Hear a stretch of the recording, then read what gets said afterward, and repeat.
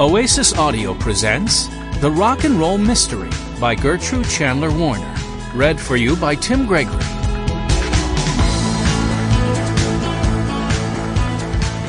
Chapter 1. The Greenfield Music Festival.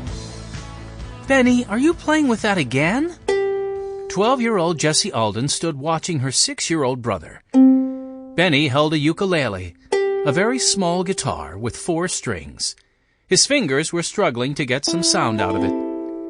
"I can't seem to make it work," he said, a little frustrated. He and Jessie were inside a large white tent, one of dozens that had been set up on the fairgrounds at the edge of town. The Greenfield Music Festival drew a huge crowd every year. More than 20 different groups would be performing this year, playing jazz, blues, classical, and rock and roll. The Alden children loved the festival, and this year they'd gotten a chance to be volunteer workers there.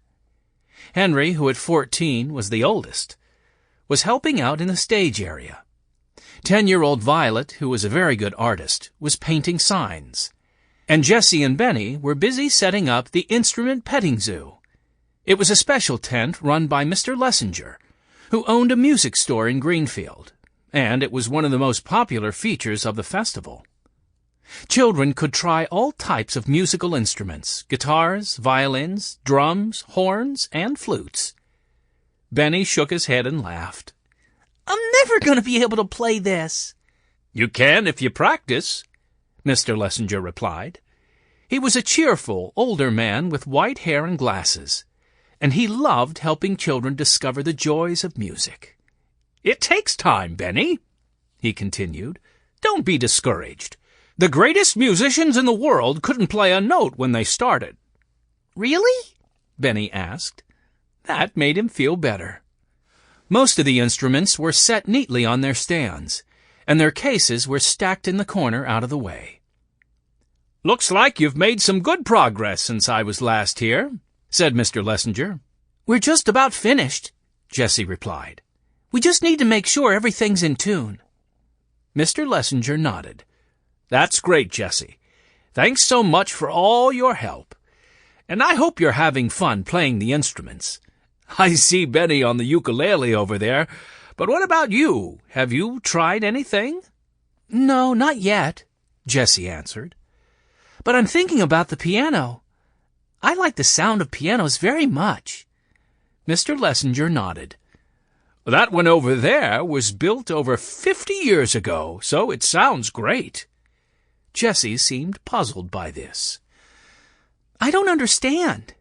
Doesn't it sound worse as it gets older? Doesn't it wear out?" "Oh, no," Mr. Lessinger replied with a smile.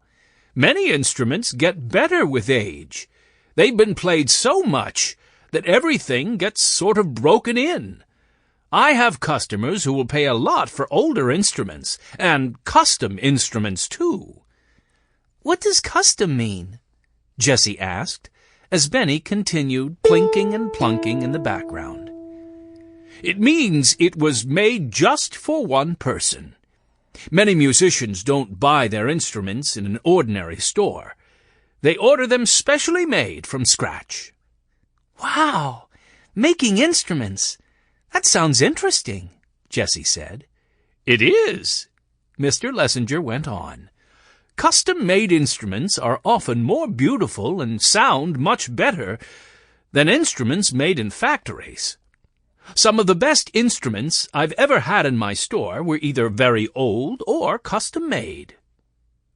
Another person joined them in the tent. He was a young man with messy black hair. Mr. Lessinger had introduced him earlier in the morning.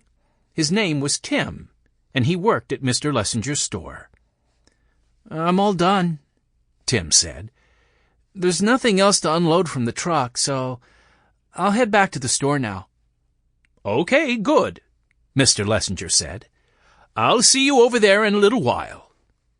Tim turned and left without another word.